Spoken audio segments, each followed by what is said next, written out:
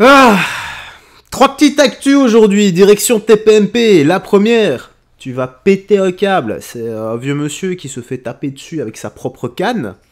La deuxième, c'est le célèbre youtubeur Inoxtag qui se fait cambrioler. Voilà, ça casse les pieds, hein. Ouais, ça casse réellement les bonbons. Et le troisième, c'est What the fuck.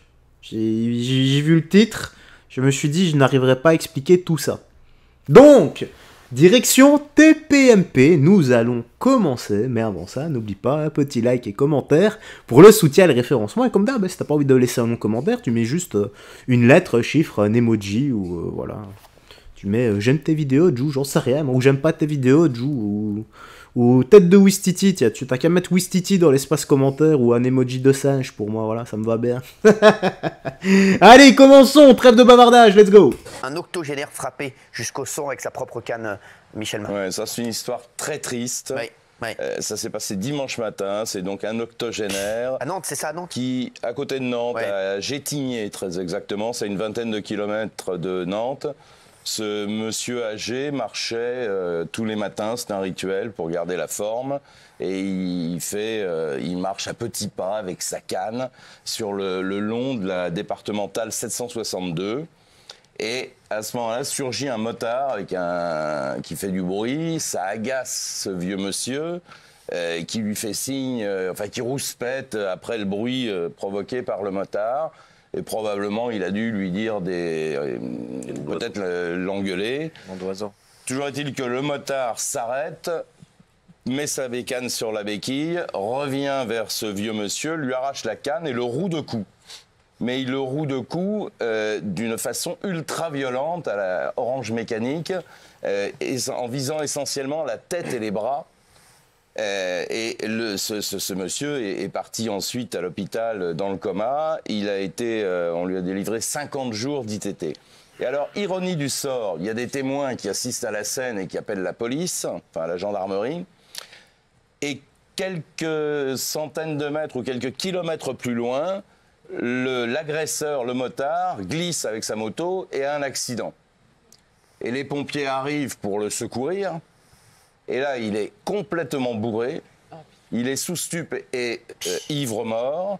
Et il dit aux pompiers ah oui, mais c'est pour le vieux que j'ai tabassé tout à l'heure ou quelque chose comme ça. Et là, le pompier percute parce qu'il a eu des messages radio, il a entendu qu'il y avait un problème, appelle les gendarmes. Et donc cet individu qui n'était pas blessé gravement a été embarqué par les gendarmes, placé en garde à vue et à l'heure où je vous parle, le parquet a demandé son mandat de dépôt, c'est-à-dire son incarcération. Ah oui, ça, Merci. Merci, le karma. Déjà, j'espère qu'il s'est bien fait mal, hein. Voilà. Et ça, c'est un truc qui me ferait vriller, moi. T'imagines?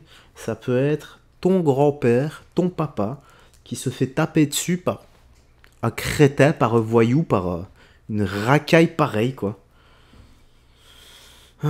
J'espère qu'on va lui faire la même chose en prison, tu vois. Pareil, une fois semaine, qu'on va bien le fouetter au niveau des bras, des genoux et au niveau de la tête.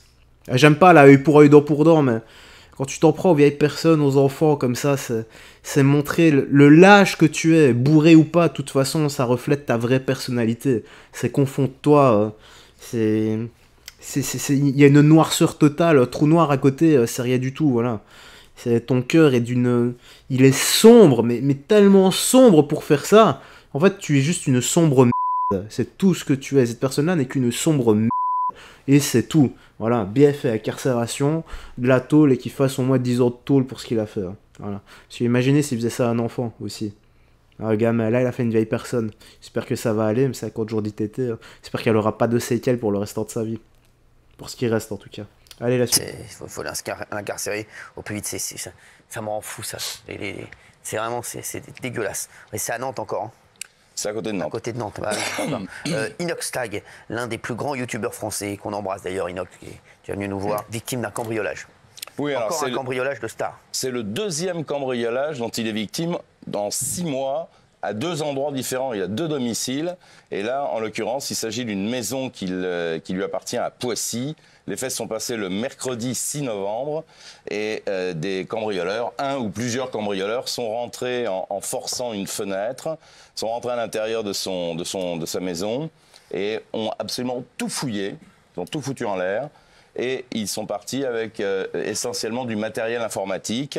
Alors il a été entendu, Inox Tag, en disant que finalement les choses précieuses n'ont pas été dérobées, les choses auxquelles il tenait sentimentalement n'ont pas été dérobées. Oui. En revanche, lors du dernier cambriolage, donc qui remonte à 6 mois, il était parti faire l'escalade de l'Everest.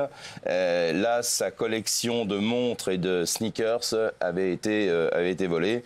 Et donc, il a décidé de sécuriser ses bâtiments avec de la vidéosurveillance. En fait, c'est le mot qui dit sneakers. Tu vois, la façon comme il le dit, ça me fait penser au chocolat. Eh oui, c'est encore une fois, Gilles, un people. Hein. Oui, absolument. Après, c'est... Voilà.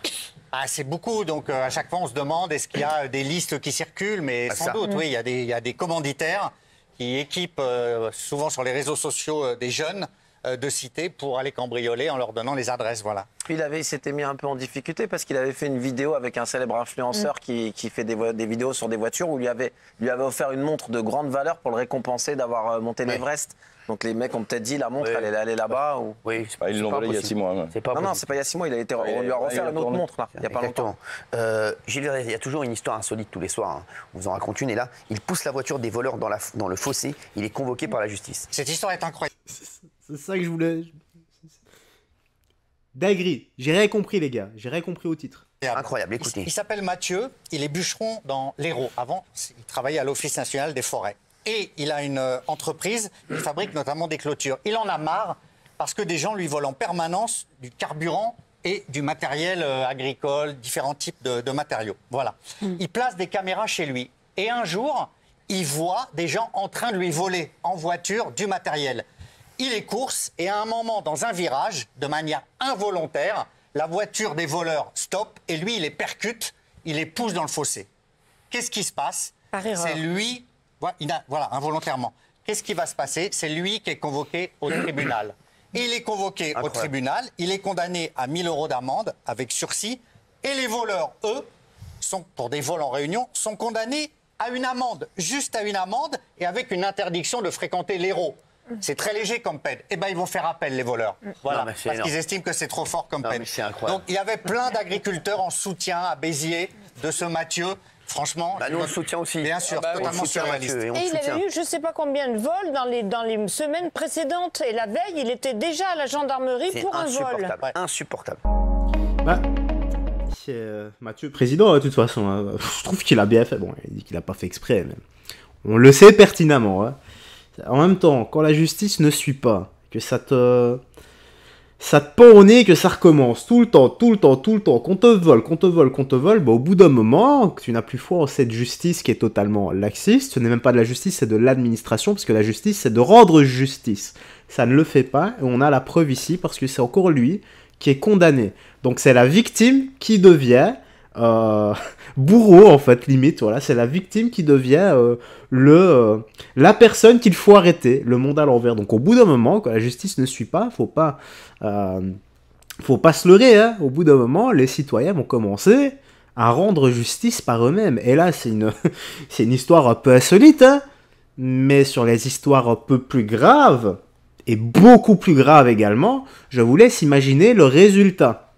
Quand la population, je l'espère, hein, vont arrêter de dormir et d'être avec le lapin blanc tout en dessous, quand ils vont prendre la pilule de la bonne couleur et que les yeux vont se réveiller tout doucement, tu vois, ils vont grandir et se réveiller tout doucement, ah, il y en a, ça va déménager. J'espère que je ne serai pas dans le coin pour assister à cette boucherie.